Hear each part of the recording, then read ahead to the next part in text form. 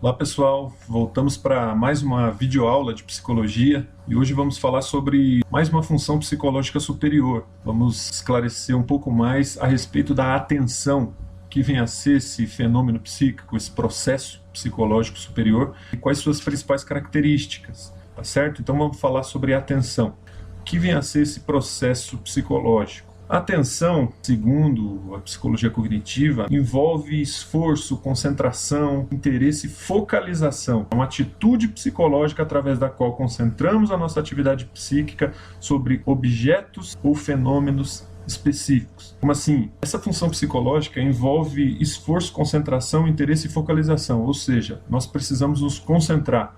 Nós precisamos focalizar naquilo que nós temos interesse, naquilo que nós queremos naquele exato momento, para que a atenção tenha uma continuidade, ela se mantenha.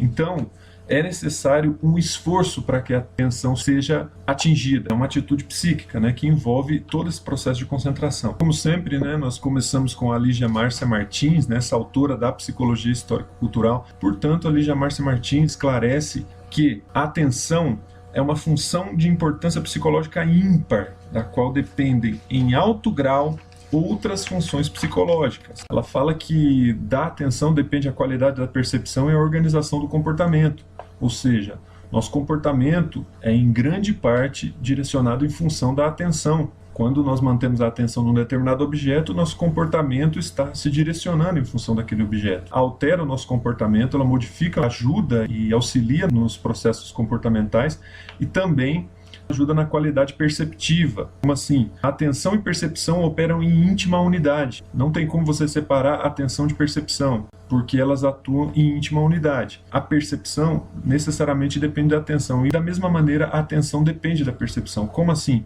Para que haja uma acuidade perceptiva, para que você melhore a qualidade da sua percepção, você necessita ter atenção naquele objeto que você está focando. Por exemplo, se eu apresento para vocês essa caneta, a sua percepção captou esse estímulo, a sua percepção captou que aqui existe uma caneta. Porém, é a sua atenção que vai fazer com que você mantenha o foco sobre essa caneta, Porque você pode direcionar sua atenção para outra coisa aqui nessa tela, ao invés de puramente ficar prestando atenção nessa caneta. Portanto, é a sua atenção que vai direcionar e vai melhorar a qualidade da sua percepção. Se você direciona a sua atenção para cá, você vai ver que essa caneta é uma caneta de metal, não é uma caneta de plástico. Você vai perceber algumas diferenças nela. Por quê? Porque não basta somente a percepção de que isso é uma caneta. É necessário você perceber os detalhes do objeto. E aí você melhora a sua capacidade perceptiva através da atenção, mantendo o foco sobre, por exemplo, essa caneta aqui. Outra questão é que também a percepção mobiliza a atenção. Como assim? Você percebe um objeto, ou seja, surgiu a caneta e naturalmente, imediatamente, automaticamente você direciona a sua atenção para esse objeto novo que surgiu na tela, tá certo? A percepção mobiliza a atenção. Da mesma maneira, a atenção ajuda na acuidade perceptiva, auxilia no processo de percepção, melhora a qualidade do traço perceptivo, correto? Já que a gente está falando dentro da perspectiva da psicologia histórico-cultural, o que diz o nosso velho e querido Alexander Luria a respeito da atenção? Ele diz o seguinte: a atenção é responsável pela seletividade da informação necessária ao indivíduo.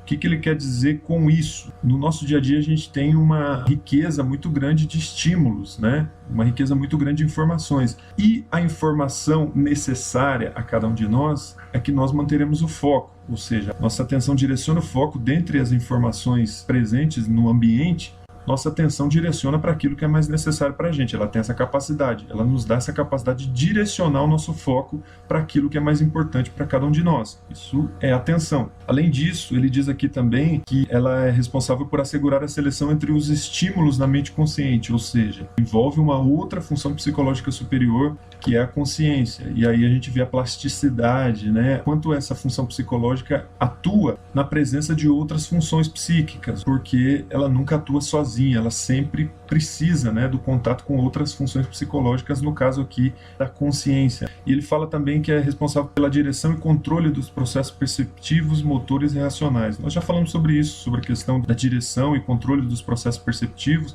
No caso da caneta que eu apresentei para vocês, a gente direciona a nossa atenção para aquilo que nossa percepção captou, e além disso também a atenção nos dá a possibilidade de dirigirmos os nossos processos motores, né? Ou seja, a motricidade, o movimento, o esquema corporal humano e tudo mais.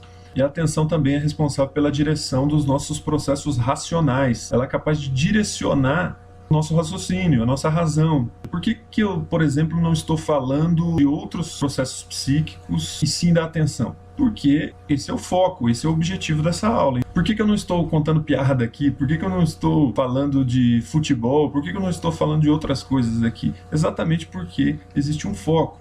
E esse foco é dado a cada um de nós pelo processo psíquico da atenção. Conseguiram entender? É por isso que a atenção é tão importante também para o desenvolvimento do nosso raciocínio e do pensamento, né, que é outra função psicológica superior. Ele ainda afirma que no caso de animais e bebês, a atenção não ocorre voluntariamente. Existe, além dessa atenção consciente, dessa atenção que mobiliza o raciocínio, o pensamento, existe também uma atenção que não é consciente. E esse tipo de atenção, segundo Luria, é muito perceptível em bebês, né, pequenininhos, e também em animais, porque não necessariamente eles que se direcionam ao objeto da percepção, da atenção, mas é o objeto que direciona a atenção deles. Os animais, a atenção é reflexa, involuntária, porque o objeto é que chama a atenção desse animal, e não o animal que direciona a sua atenção para o objeto. No caso dos bebês pequenininhos, também é a mesma coisa. Os bebezinhos não necessariamente direcionam sua atenção para alguma coisa, mas é aquela coisa que chama a atenção do bebê. É por isso que crianças também muito pequenas adoram coisas muito coloridas. Por que coisas muito coloridas? Porque aquilo que gera uma percepção muito grande, que é muito colorido, também capta a atenção da criança. Não é ela que se direciona para o objeto que ela quer, mas é o objeto que chama a atenção dela. Entendido? Então, pessoal, a respeito desse assunto, a atenção voluntária, a atenção concentrada ou dirigida é chamada pelo Luria de atenção arbitrária. Geralmente a gente utiliza essa palavra arbitrário para algo negativo. Alguém cometeu alguma coisa arbitrariamente, que fez mal feito, nesse sentido que a gente fala.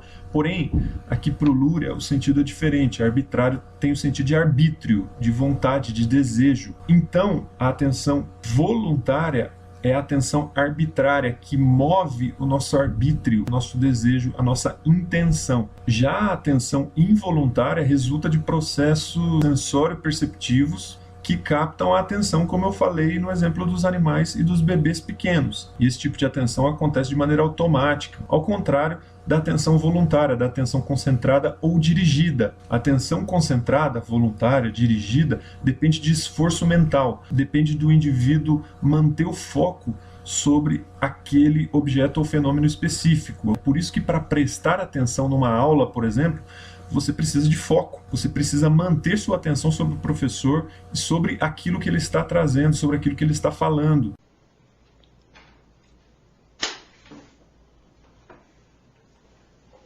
Isso é gerado por um outro processo psicológico chamado aprendizagem, que nós vamos discutir também. Então a atenção, a gente pode dizer que ela é aprendida. E aí muitas pessoas falam, tem muita gente com déficit de atenção, não consegue prestar atenção. Gente, é bom que fique bem claro, a atenção dirigida é gerada mediante esforço, mediante aprendizagem. Então, quanto mais a pessoa vai exercitando esse aspecto, mais ela vai conseguindo ter a capacidade de se concentrar. A atenção é algo aprendido. A gente vai aprendendo a ter controle da nossa atenção no dia a dia. Então, a gente pode dizer que isso é aprendido. Então, uma pessoa que tem déficit de atenção nada mais é do que uma pessoa que está necessitando aprender um pouco mais o processo de atenção concentrada. Muita gente quer tratar isso como doença. Déficit de atenção, na verdade, é atenção não direcionada, não focada. Esse aspecto não foi bem trabalhado no decorrer da vida da pessoa e ela precisa de mais exercícios nessa área, entendido? Portanto, através da atenção concentrada ou dirigida, a gente consegue manter um foco sobre um determinado objeto ou fenômeno por mais tempo. A gente consegue manter estável a atenção concentrada, a atenção dirigida, o foco da nossa atenção na consciência. Por isso que o ser humano é capaz de se conscientizar dos objetos, porque ele é capaz de manter o foco da atenção por mais tempo, manter estável esse foco da atenção, coisa que os animais não conseguem. Isso é exclusivo dos seres humanos. Outra coisa que o Luria fala a respeito da atenção é da relação que existe entre figura e fundo. Ou seja, eu estou como figura aqui na tela. Porém, existe um pano de fundo. Talvez nesse momento que eu falei a respeito desse fundo, você tenha percebido que existe um quadro aqui, que existe uma porta lá atrás, que existe uma luz, uma lâmpada aqui em cima. Então, você percebeu algumas coisas que talvez estivessem inconscientes a você. Porém, estavam sendo captadas involuntariamente, porque voluntariamente você estava captando o que eu estou dizendo, o que eu estou falando, prestando atenção em mim. Essa relação entre figura e fundo é muito importante, porque num determinado momento nós somos capazes de mudar o foco da nossa atenção. Você que está prestando atenção na figura, pode parar de prestar atenção na figura e prestar atenção no fundo, e não necessariamente no professor que vos fala. Isso acontece muito. Os alunos que não prestam atenção na aula. Ou seja, é muito comum que as pessoas dispersem sua atenção, porque elas não estão focalizando naquilo que é necessário naquele momento. Por isso, é necessário esforço mental nessa atitude psicológica na atenção concentrada. Além disso, outra questão que o Luria fala também a respeito da atenção é o fato dela poder manter-se especificamente sobre um objeto. No caso da caneta que eu apresentei para vocês, vocês podem focalizar especificamente nesse objeto. Porém, há também a possibilidade da difusão, da fragmentação da atenção, ou seja, quando a atenção fica concentrada em vários objetos ao mesmo tempo. Como se, por exemplo, eu dividisse essa tela aqui em 4 e 4 professores falassem ao mesmo tempo, inclusive eu. Você ia ter muita dificuldade de prestar atenção, porque seriam 4 pessoas falando ao mesmo tempo, e isso dificulta a qualidade da atenção. Ou seja,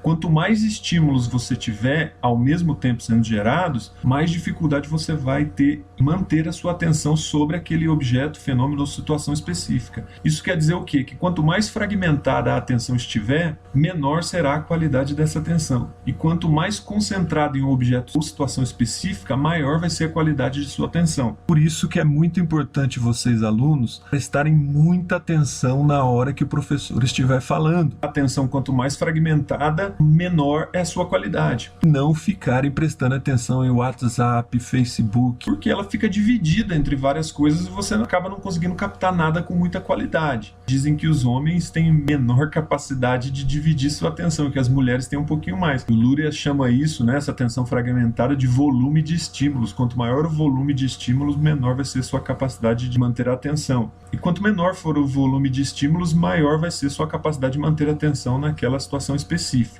Não queiram fazer muitas coisas ao mesmo tempo. A possibilidade de você não fazer nada bem feito é muito grande. Quando uma pessoa divide demais sua atenção em vários objetos ou fenômenos ou situações, ela não consegue manter a qualidade na atenção. E aí, obviamente, perdendo a qualidade em sua atenção, ela corre mais riscos de fazer mal feito ou nem sequer conseguir terminar, certo? Luria também fala de alguns fatores que interferem diretamente na questão da atenção. Ele leva em consideração a intensidade, a novidade e o volume dos estímulos. Como assim? A intensidade. Quanto mais intenso for o estímulo, maior vai ser a capacidade de chamar a nossa atenção. Por exemplo, quando explode uma bomba.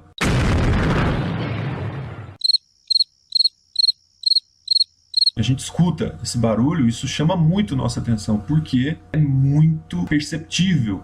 Por ser captado muito claramente, a nossa atenção dirigida é imediata para aquele fenômeno, para aquela situação. O Luria fala sobre a novidade, ou seja, tudo aquilo que é novo desperta muito a atenção das pessoas. Aquilo que não é muito conhecido, aquilo que é diferente, aquilo que talvez seja visto pela primeira vez, faz com que a pessoa tenha o desejo de querer ver, de querer perceber, de querer sentir. Então a atenção é mobilizada em função da novidade que aquilo apresenta. E o Luria fala também a respeito do volume dos estímulos, ou seja, aquilo que a gente acabou de falar. Se você tem uma quantidade muito grande dos estímulos, isso pode fazer com que sua atenção esteja espalhada. Esse seria então o primeiro grupo de fatores que interferem, na atenção humana. Além disso, ele fala também de um segundo grupo de fatores. Esse segundo grupo estaria relacionado com a motivação, com as necessidades e com os interesses que o indivíduo tem a respeito de algo. Então, se alguma coisa chama a atenção do indivíduo, é porque, em geral, mobiliza a motivação, que é outra função psicológica superior,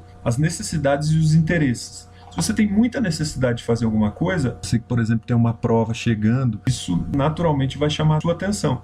Além disso, a questão da motivação, ou seja, os motivos internos que levam a pessoa a ser mobilizada para algo, para alguma coisa. E os interesses influenciam demais a questão da atenção. Então, a melhor forma de você manter a atenção em alguma coisa, talvez em alguma coisa chata que você não queira, que você não goste, é tentar gerar algum interesse em torno daquilo, para que isso te motive, para que isso faça com que você dirija a sua atenção para aquela situação específica, correto?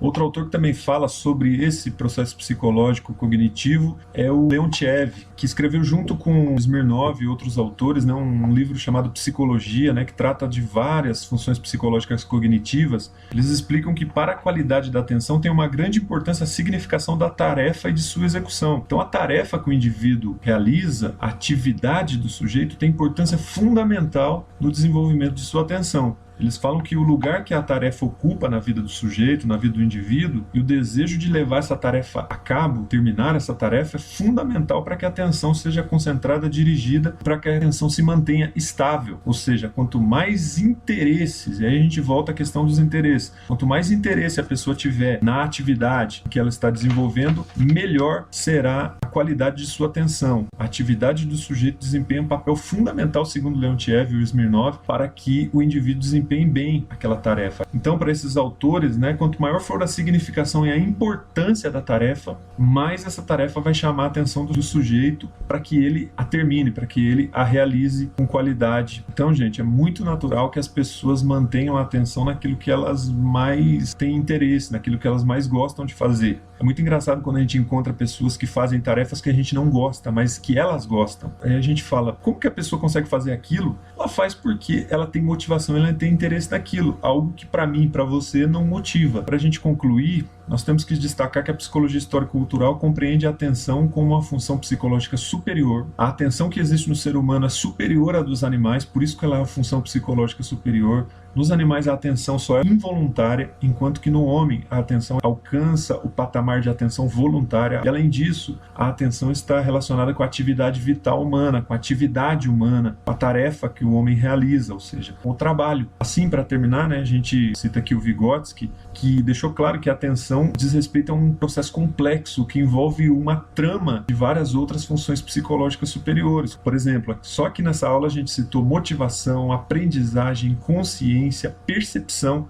Então a gente não pode dizer que a atenção funciona sozinha, ela funciona nesse emaranhado de funções psicológicas superiores, ou seja, faz parte de um sistema interfuncional, que o Vygotsky classificou como interfuncional exatamente porque funciona no contato com as outras funções psicológicas superiores. O fato de ser interfuncional faz com que ela só funcione, ela só haja no contato com as demais funções psicológicas superiores. Por isso que são processos psicológicos altamente culturizados, dizem respeito ao trabalho humano, à atividade humana, à humanidade desenvolvida historicamente no homem. Ou seja, a gente foi adquirindo passo a passo a capacidade de manter o foco de nossa atenção em objetos e fenômenos específicos. É uma qualidade especificamente humana que só é possível em uma sociedade organizada como a nossa e com um altíssimo nível de desenvolvimento intelectual, como é o caso do homem. Então, a gente fica por aqui. Espero que vocês tenham gostado. Na próxima aula nós falaremos sobre memória. Abraço a todos.